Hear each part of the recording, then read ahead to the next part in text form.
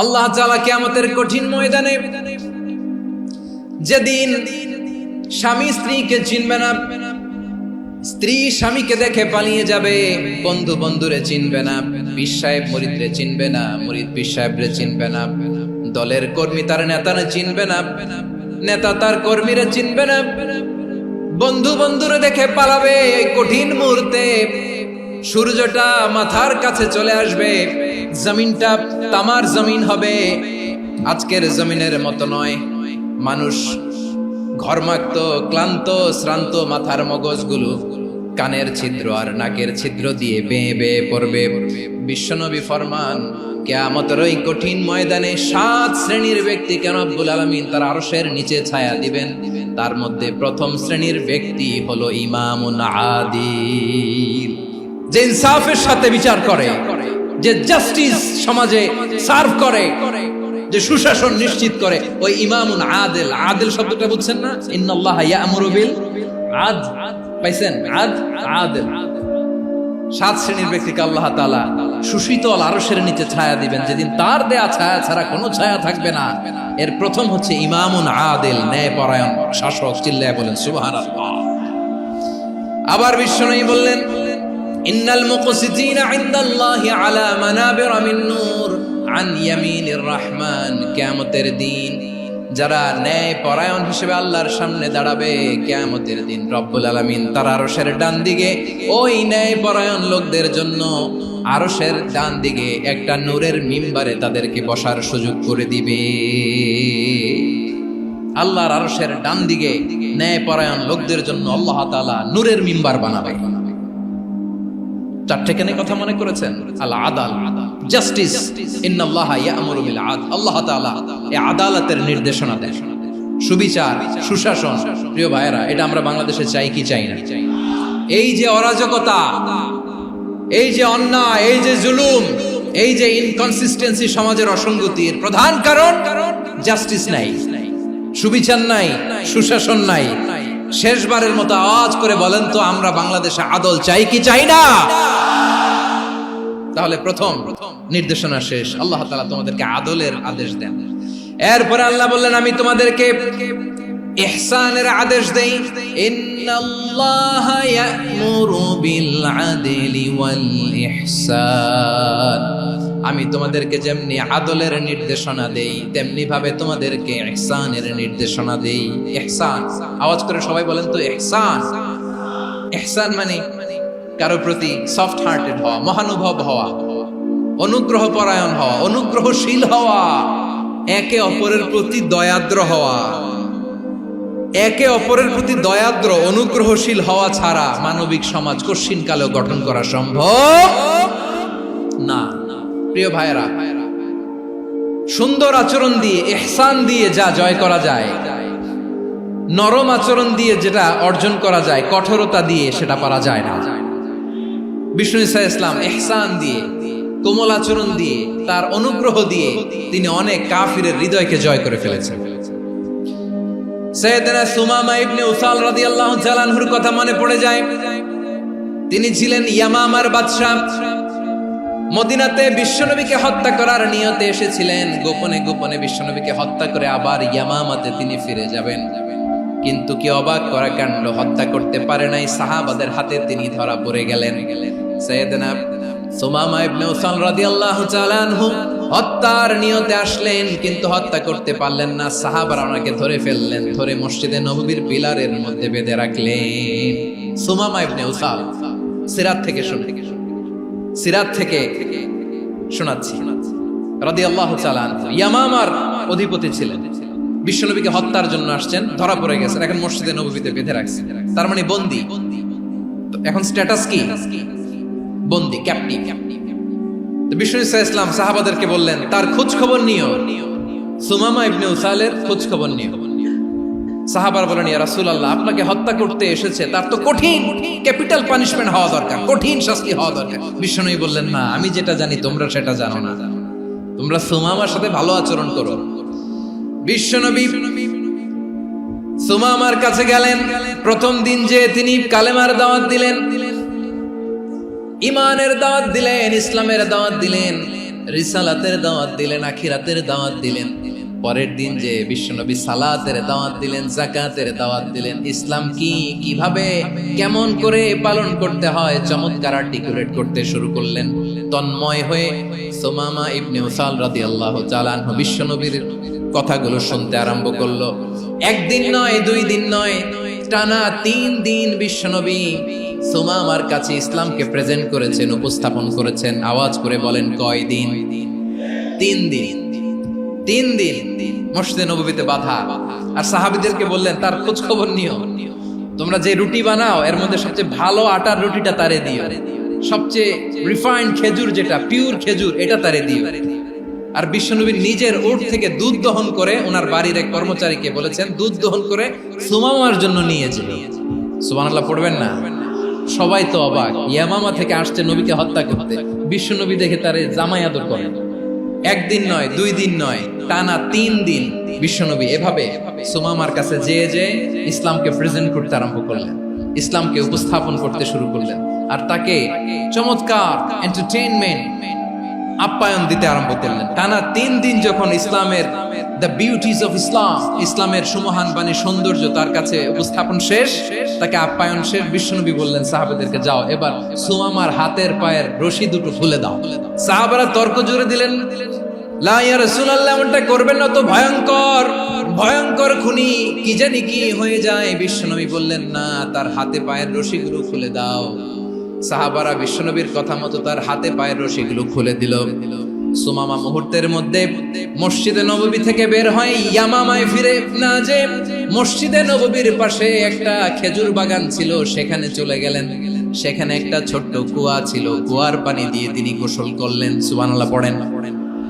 কুয়ার পানি দিয়ে গোসল করে মসজিদে নববীর সামনে এসে বিশ্বনবী এবং সাহাবাদের সামনে দাঁড়িয়ে সাব্বাবা উঁচু করে বললেন, আশহাদু আল্লা ইলাহা ইল্লাল্লাহ ওয়া আশহাদু আন্না মুহাম্মাদান আবদুহু ওয়া রাসূলুহু। আমি সাক্ষ্য দিচ্ছি আল্লাহ ছাড়া কোনো ইলাহ নাই, আর মুহাম্মদ আল্লাহ তাআলার প্রেরিত বান্দা এবং রাসূল। প্রিয় ভাইয়েরা, ইহসান দিয়ে যা জয় করা যায়, কঠোরতা দিয়ে সেটা কঠিনকালেও জয় করা যায় না। আওয়াজ করে বলেন, ঠিক কি না? এবার সুমামা দাঁড়িয়ে বলে, ওগো নবী, আমি তো কালিমা পড়ে মুসলমান হয়ে গেলাম, এবার শোনেন, এই মুহূর্তের আগে আপনার চেহারার চাইতে নিকৃষ্ট কোনো চেহারা আমার কাছে ছিল না, কিন্তু শাহাদা পাঠ করার পরে আপনার চেহারার চাইতে উত্তম শ্রেষ্ঠ কোনো চেহারা আমার কাছে আর নাই। ও নবী, আজকের দিনের আগে ইসলাম ধর্মের চেয়ে নিকৃষ্ট অপছন্দনীয় কোনো ধর্ম আমার কাছে ছিল না, কিন্তু এই মুহূর্ত থেকে ইসলামের চেয়ে সেরা শ্রেষ্ঠ পছন্দনীয় কোনো ধর্ম আমার কাছে নাই। নবী গো, আজকের দিনের আগে মদিনার চাইতে অপছন্দনীয় নিকৃষ্ট কোনো শহর আমার কাছে ছিল না, কিন্তু এই মুহূর্তের পর থেকে মদিনার চাইতে কোনো শ্রেষ্ঠ শহর আমার জানা নাই।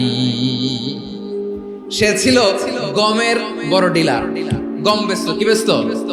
তার গম কিনে মক্কার লোকেরা রুটি খাইতো। সে ঘোষণা দিল, আজকে থেকে মক্কাবাসীদের জন্য সব গম আমি হারাম করে দিলাম, মক্কাবাসী এখন না খেয়ে মরে। সুবহানাল্লাহ পড়বেন না? মক্কাবাসী বিশ্বনবীর কাছে আসলেন, এসে বললেন, মুহাম্মদ, আমরা তো তোমার ভাই, তোমার চাচা, তোমার ভাতিজা, তোমার আত্মীয়, তুমি সুমামারে বলো সে যেন আবার গমের সাপ্লাই মক্কার জন্য অনুমতি দিয়ে দেয়। বিশ্বনবীর অনুমতি ক্রমে সুমামা আবার মক্কাতে গম পাঠাতে শুরু করলো। পড়েন সুবহানাল্লাহ। ইহসান, ইহসান দিয়ে আপনি যেটা জয় করতে পারবেন, you can win the heart of your enemies. ইহসান দিয়ে আপনি আপনার শত্রুর হৃদয়কে জয় করতে পারবেন। এজন্য আল্লাহ বললেন, ওয়া আনফিকু ফি সাবিলিল্লাহি ওয়া লা তুলকু বিআইদিকুম ইলাত তাহলুকা ওয়া আহসিনু ইন্নাল্লাহা ইউহিব্বুল মুহসিনিন। তোমরা আল্লাহর রাস্তায় দান করবে আর নিজেরা নিজেদেরকে ধ্বংসের হাতে ঠেলে দিও না। তোমরা একে অপরের প্রতি ইহসান করবে, কারণ ইহসানকারীদেরকে আল্লাহ বড় ভালোবাসে। সুবহানাল্লাহ পড়েন। আবার সূরা রহমানে আল্লাহ বললেন, হাল জাযাউল ইহসানি ইল্লাল ইহসান ফাবিআইয়ি আলা, সবাই পড়েন, ফাবিআইয়ি আলাই রাব্বিকুমা তুকাযযিবান। ইহসানের প্রতিদান হিসেবে ইহসানি হয়। বিশ্বনবী সুমামার প্রতি যেমন ইহসান করেছেন, সুমামাও ঠিক তেমন ইহসান ফিরিয়ে দিয়েছে। ঠিক কিনা বলেন? তাহলে এক নম্বরে হচ্ছে আদ, ন্যায় বিচার। দুই নম্বরে সবাই বলেন ইহসান, সদাচরণ। ইহসান দুই ধরনের প্রিয় ভাইরা, ইহসান ফিল ইবাদা, ইহসান ফিল মুআমালা। ইহসান ফিল ইবাদা হচ্ছে একাগ্র অনুভবে ইবাদতে ডুব দেওয়া, এর নাম ইবাদতের ইহসান। সুবহানাল্লাহ পড়ুন। বিশ্বনবী বলেন ইহসান মানে কি জানো নাকি? হাদিসে জিবরিলে সাইয়েদনা জিবরিল আলাইহিস সালাম বিশ্বনবীকে বললেন আখবিরনি আনিল ইহসান। নবী আমাদেরকে বলেন ইহসান মানে কি? বিশ্বনবী বললেন আনতা আবুদাল্লাহা কাআন্নাকা তারাহু ফাইন লাম তাকুন তারাহু ফাইন্নাহু ইয়ারাক। ইহসান মানে হলো এমন ভাবে তুমি আল্লাহর সামনে নিজেকে উজাড় করে ইবাদত করবে, তুমি ভাববে তুমি আল্লাহকে দেখতে পাচ্ছ। আর এটা যদি ভাবা তোমার জন্য কঠিন হয়ে যায়, অন্তত এতটুকু তুমি ভাববা যে আল্লাহ তোমাকে দেখতে পাচ্ছেন। ঠিক কিনা বলেন? ও আমার বীর চট্টলার ভাইয়েরা, কেউ যেটা দেখে না সেটা দেখে কে? এই বিশ্বাস হৃদয়ের মধ্যে আছে? নামাজে যখন দাঁড়ান এই ফিলিংসটা আনা যাবে? এসা পর্যন্ত যে আমরা হায়াত পাবো কোনো গ্যারান্টি আছে? সবাই আওয়াজ করে বলেন গ্যারান্টি আছে? গ্যারান্টি নাই। এজন্য বিষ্ণু ইসলাম বলেছে এমন ভাবে নামাজে দাঁড়াও, ইবাদত করো, মনে করো হতে পারে এটাই আমার জীবনের শেষ নামাজ। পারফর্ম দ্য সালাহ as if this is your last and final prayer. এমন ভাবে সালাতে দাঁড়াও, ভাবো হতে পারে এটাই তোমার জীবনের শেষ নামাজ। এমন ভাবে নামাজে দাঁড়াও, ভাবো এটাই শেষ নামাজ। তাহলে নামাজে একাগ্রতা বাড়ায় দিবে কে? ফলে ইবাদতের ইহসান আমাদের অর্জিত হবে। আর মুআমালাতে ইহসান হলো, বিশ্বনবী বলেন ইন্নাল্লাহা তাবারাকা ওয়া তাআলা কাতাবাল ইহসানা আলা কুল্লি শাই ফাইদা কাতালতুম ফাআহসিনুল কিতলা ওয়া ইযা যাবাহতুম ফাআহসিনুয যাবহা ওয়ালিয়ুহিদ্দা আহাদুকুম শাফরাতাহু ওয়ালিয়ুরিহ যাবিহাতাহু। ইহসান দুই ধরনের, আওয়াজ করে বলতে হবে কয় ধরনের? একটা হচ্ছে ইহসান ফিল ইবাদা, ইবাদতে ইহসান। ইবাদতে ইহসান কি? একাগ্র অনুভব দিয়ে ইবাদত করা, মন প্রাণ দিয়ে ইবাদত করা। আর মুআমালাতে ইহসান কি? সব কাজে, দৈনন্দিন কাজে, কর্মে, সামাজিক অ্যাক্টিভিটিতে কোমলতা প্রদর্শন করা, অনুগ্রহের সাথে সবকিছু করা। আল্লাহ তাআলা ইন্নাল্লাহা তাবারাকা ওয়া তাআলা কাতাবাল ইহসানা আলা কুল্লি শাই, তিনি সবকিছুর ব্যাপারে ইহসানকে আবশ্যক করেছেন। সবকিছু, মুমিনের সব কাজে ইহসানের পরশ থাকবে। ওয়া ইযা কাতালতুম ফাহসিনুল কিতলা, বিষ্ণুই বলেন তুমি যখন কাউকে হত্যা করো ইহসানের সাথে করো। সুবহানাল্লাহ পড়বেন না? যখন হত্যা করো তখনও ইহসানের সাথে। আচ্ছা হত্যা করবো আবার ইহসান আসবে করতে করে তো মেরেই ফেলবো আমি। আল্লাহ, ও ভাই একজন খুন করেছে, খুনি, রাষ্ট্রীয় আইনে তার শাস্তি হয়েছে ডেথ পেনাল্টি, মৃত্যুদণ্ড। এখন মৃত্যুদণ্ড দেখে আপনি যেমনি মন চায় তেমনি মারবেন লোকটারে? ওর নাক কেটে ফেলতে পারবেন? ওর কান কাটতে পারবেন? ওর চোখ উপড়ে ফেলতে পারবেন আপনি? যেমন মন চায় তার অঙ্গহানি করা যাবে না। ইহসানের সাথে তাকে হত্যা করো। সুবহানাল্লাহ, this is Islam, this is the true essence of Islam. ওয়া ইযা যাবাহতুম ফাহসিনুয যাবহা, যখন জবাই করবে তখনও ইহসানের সাথে জবাই করবে। করব জবাই, ওইখানেও নাকি ইহসান। আচ্ছা কুরবানির দিন আমরা পশুগুলোরে কি করি বলেন সবাই আওয়াজ করে? জবাই। জবাই মানে তো এটারে মেরেই ফেলতেছি, একটু পরে তো টুকরো টুকরো করে গোশতগুলো খাবো, এটা তো খাবো, এটা তো মেরেই ফেলবো। বিষ্ণু বলে না, জবাইয়ের মধ্যেও মুমিনের জবাইয়ের ভেতরেও ইহসানের পরশ থাকা চাই। যখন জবাই করবে প্রাণীটাকে হাত পা টাইট করে বেঁধে নাও, ছুরিটাকে শার্পেন করে নাও, ধারালো করে নাও, যাতে অল্প সময়ে জবাইটা হয়ে যায়, প্রাণীটা যাতে কম কষ্ট পায়। সুবহানাল্লাহ পড়ে। দিস ইজ কল্ড ইহসান। আল্লাহ তাআলা যেমনি আদলের আদেশ করেছেন, ন্যায় বিচার, জাস্টিস এনশিওর করতে বলেছেন, সমাজে ইহসানের ব্যবহার, ইহসানের অনুশীলন তিনি করতে বলেছেন। এজন্য মুমিনের প্রতিটি কাজে, আমার চট্টগ্রামের ভাইয়েরা আমার দিকে তাকান, খেয়াল করে শুনুন, মুমিন জীবনের প্রতিটি কাজে ইহসানের পরশ থাকা চাই। আমরা যেন আমাদের পরিবারের প্রতি ইহসান করি, আমরা যেন আমাদের কর্মচারীদের প্রতি ইহসান করি, আমরা যেন আমাদের কলিগদের প্রতি ইহসান করি, আমরা যেন আমাদের ভাইদের প্রতি ইহসান করি। মুমিন জীবনের প্রতি কাজে ইহসানের পরশ থাকার দরকার আছে না নাই? কথা বুঝতে পেরেছেন? তাহলে আল্লাহ তাআলার তিনটা আদেশ ছিল, কয়টা গেল? প্রথমে কি ছিল? আদল। দুই নম্বরে তিন নম্বরে রব্বুল আলামিন বললেন ওয়া ইতাইদিল কুরবা, নিকট আত্মীয়দেরকে দান করো। নিকট আত্মীয়দেরকে দাও, যারা তোমাদের ব্লাড কানেকশনের আত্মীয় তাদেরকে তোমরা দাও। এখানে জেনারেলি বললেন দাও, কি দিব সেটা তিনি এখানে বলেন নাই, সেটা তিনি সূরাতুল ইসরার মধ্যে বলেছেন। আল্লাহ বলেন ওয়া আতিদাল কুরবা হাক্কাহ, নিকট আত্মীয়দেরকে তাদের অধিকার, তাদের প্রাপ্য তোমরা বুঝিয়ে দাও। দেখেন, একটা শান্তির সমাজ, একটা সমৃদ্ধ সমাজ, একটা মানবিক সমাজ গঠনের জন্য আল্লাহ তাআলা বেশি না মাত্র তিনটা অর্ডার, তিনটা ভার্ডিক্ট তিনি জারি করেছেন। এক নাম্বার সুশাসন, ন্যায় বিচার। দুই নাম্বার ইহসান। তিন নাম্বার নিকটাত্মীয়, যারা কাছের, তোমার ভেরি ক্লোজ রিলেশনশিপে আছে, তাদেরকে দাও। দাও, দিলে বাড়িয়ে দেয় কে? অনেকে দিতে চায় না, কৃপণতা করে। দিলে বাড়ায় দেয় কে? ওমিয়া মদিনার মধ্যে সবচাইতে গরিব সাহাবী ছিল বেলাল রাদিয়াল্লাহু তাআলা আনহু। ওনার এন্টায়ার অ্যাসেট, সম্পদের পরিমাণ কতদূর জানেন? একটা লুঙ্গি। বেলাল রাদিয়াল্লাহু তাআলা আনহু, ওনার টোটাল ওয়েলথের এস্টিমেশন হচ্ছে মাত্র একটা লুঙ্গি। একটা লুঙ্গি, টোটাল ওয়েলথ এস্টিমেশন, টোটাল সম্পদের পরিমাণ বেলাল রাদিয়াল্লাহু তাআলা আনহুর কি ছিল? ওই বেলাল রাদিয়াল্লাহু তাআলা আনহুকে বিষ্ণু ইসলাম বলেছেন আনফিক ইয়া বেলাল, ও বেলাল তুমিও দাও। ওয়ালা তাখশা মিন যিল আরশি ইখলালা, আরশের অধিপতির তো কোনো ঘাটতি নাই, তুমি দিলে ওই আল্লাহ তোমারে বাড়ায় দিবে। এজন্য আমার প্রিয় ভাইয়েরা, দিলে কমে না, দিলে বাড়ে। অনেকে ধরে রাখে, নতুন কিছু নিতে পারে না, হাত দিয়ে যেটা ধরে রেখেছেন এটা দিয়ে দেন, বড় একটা ধরার সুযোগ পাবেন। জোরে বলেন ঠিক কিনা? রব্বুল আলামিন বললেন 3 নাম্বার আদেশ হলো তোমাদের প্রতি সমাজটারে কেমন করে মানবিক সমাজ, সুন্দর সমাজ গড়বা। 3 নাম্বার আদেশ হলো ওয়া আতিদাল কুরবা হাক্কা, নিকটাত্মীয়দেরকে তাদের প্রাপ্য বুঝিয়ে দাও। এই নিকটাত্মীয়দেরকে তাদের অধিকার বুঝিয়ে দেওয়া, প্রাপ্য বুঝিয়ে দেওয়াতে আমাদের গাফলতি আছে না নাই? অনেকে দেখবেন অনেক আল্লাহওয়ালা, তাহাজ্জুদ গুজার, সেজদা দিতে দিতে কপালে কালো দাগ ফেলে দিছে, সে তার বোনের হকটা আদায় করে নাই, আছে না নাই?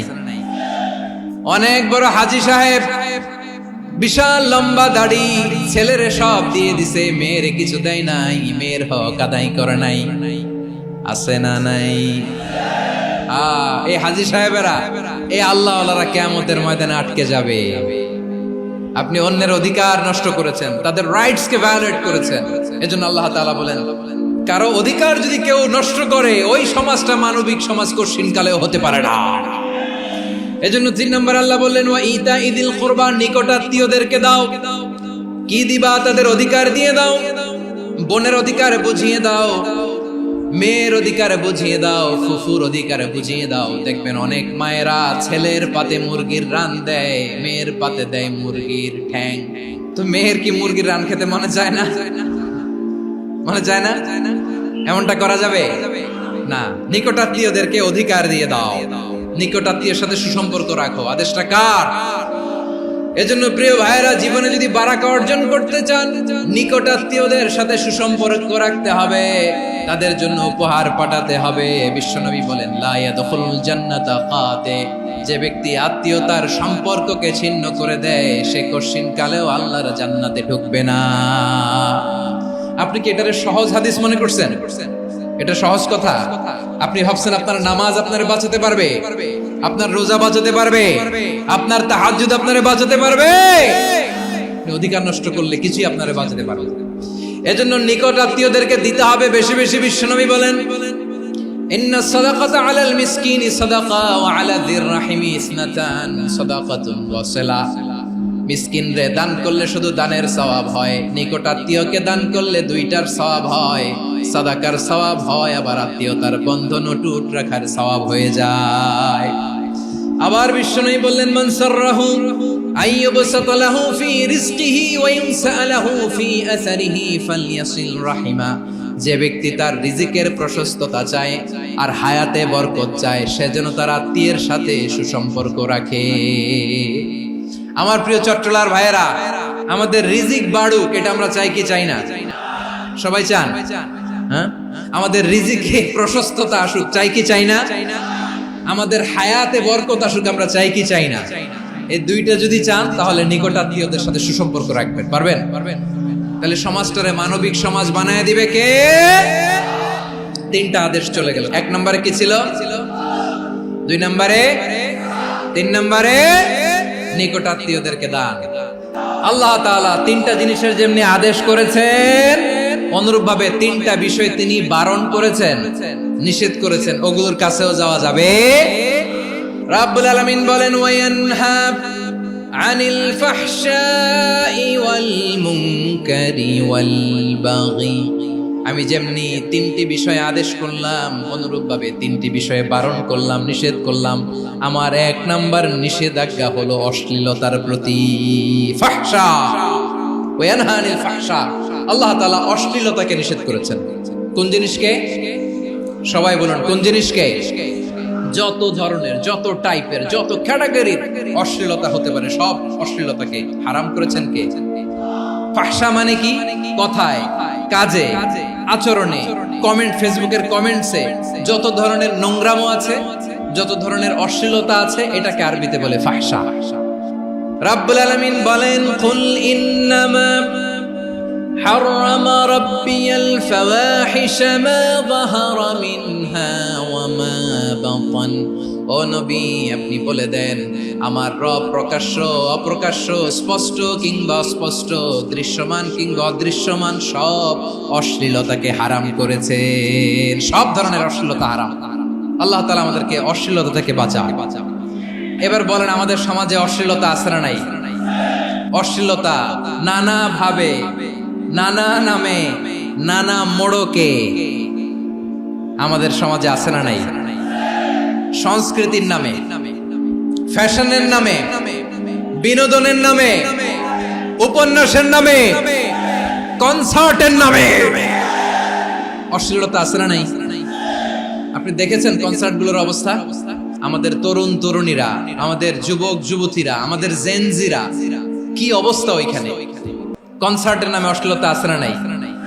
ছেলে মেয়ে একে অপরকে জড়ায় ধরতেছে, একে অপরকে চুমু খাচ্ছে, প্রকাশ্যে, দিবালোকে, গণমানুষের সামনে। আল্লাহ তাআলা এই অশ্লীলতা থেকে আমাদেরকে বেঁচে থাকতে বলেছেন। রূপালী জগতের নামে অশ্লীলতা আছে না নাই? এই টার্মটা আপনারা জানেন না? রূপালী জগৎ কি জগৎ? আসলে কি রূপালী জগৎ না অন্ধকার জগৎ? আমার বোনেরা, আপনাদেরকে যে কি বলে তারা বুঝায়, রূপালী জগৎ শুনেই আপনি ভরকে যাবেন না। রূপালী জগতে যে নারী যত বেশি উলঙ্গ, সে নাকি তত বেশি সাহসী। জানেন? বলে এটা একটা সাহসী নারী, খুব সাহসী পদক্ষেপ তার। যত বেশি শরীর থেকে কাপড় নামাতে পারবে, যত বেশি বস্ত্রহীন হয়ে নিজেকে প্রেজেন্ট করতে পারবে, সে নাকি তত বেশি সাহসী। আমার চট্টলার ভাইয়েরা, শয়তানের প্রথমে এজেন্ডা ছিল বনি আদমকে বস্ত্রহীন করা। সে আদম এবং হাওয়া আলাইহিস সালামকে নিষিদ্ধ গাছের ফল খাইয়ে তাদেরকে বস্ত্রহীন করেছে। এই জামিনেও সে আমাদেরকে বস্ত্রহীন করতে চাইবে। এই রূপালী জগতের নামে তারা এটা করে। আমার প্রিয় বোনেরা, আপনি জানেন না আপনার দাম কত? ওরা আপনাদেরকে বিজ্ঞাপনের সস্তা পণ্য বানাতে চায়। ওরা আপনাদেরকে ওদের ভোগের লিপসার টুলস বানাতে চায়। ওরা আপনাদেরকে দিয়ে ওদের খায়েশ পূরণ করতে চায়। এটা আপনাদের জন্য মোটেও ডিগনিটি নয়, এটা আপনাদের জন্য সম্মান নয়। আপনার সম্মান শালীনতায়, আপনার সম্মান হেজাবে, আপনার সম্মান ভদ্রতায়, আপনার সম্মান আপনার ডিসেন্ট পোশাকে। পোশাক বলে দেয় এই নারীটা ভদ্র না অভদ্র।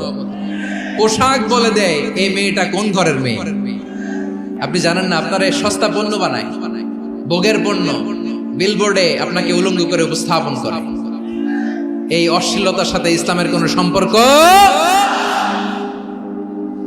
এজন্য আল্লাহ বলেন, আমি অশ্লীলতাকে হারাম করেছি। অশ্লীলতাকে হারাম করার প্রথম কারণ হলো এর মাধ্যমে মানবতাকে অপমানিত করা হয়। কারণ মানুষের সম্মান মানুষের পোশাকে। মানুষ যখন পোশাকহীন হয়ে যায়, বস্ত্রহীন হয়ে যায়, তার সম্মান কমে যায়। ঠিক কিনা? অশ্লীলতাকে হারাম করার প্রথম কারণ হচ্ছে মানুষ মানুষকে অপমান করে। একটা নারী, সে তো সম্মানিত, নারী যে কত সম্মানিত নারীরা এটা বুঝেই নাই। বিশ্বনবী বলেন আদ-দুনিয়া কুল্লুহা মাতা ওয়া খায়রু মাতা'আদ দুনিয়া আল মারআতুস সালিহা। আমার বোনেরা, 5টা প্যান্ডেলে আপনারা এলইডিতে আমার আলোচনা শুনছেন, আমি জানি। আপনাদের এই গর্ভ যে কত দামি আপনি জানেন না। আপনার পেট থেকেই আসবে আগামী দিনের সালাহুদ্দিন আল আইয়ুবী। আপনার পেট থেকেই আসবে অনাগত দিনের ইমাম মাহদী আল মুনতাযর। আপনার পেট থেকেই আসবে অনাগত দিনের ফয়সাল, ওয়াসিম, মুগ্ধ, আবু সাইদের মতো বীর যোদ্ধা। আমার প্রিয় বোনেরা, আমার প্রিয় বোনেরা, বিশ্বনবীর কথার ওজন খেয়াল করেন। আদ-দুনিয়া কুল্লুহা মাতা ওয়া খায়রু মাতা'আদ দুনিয়া আল মারআতুস সালিহা। দুনিয়ার সবকিছুই অ্যাসেট, এর মধ্যে সবচেয়ে দামি অ্যাসেট নেককার নারী। আপনার গর্ভ যে কত দামি আপনি জানেন না। নিজের সময়টাকে কাজে লাগান, কোরআন পড়েন, সুন্নাহ পড়েন। আপনার অনেক দায়িত্ব ঘরে। You are the MD of your family. একটা family it's a very big institution. পরিবার একটা অনেক বড় প্রতিষ্ঠান।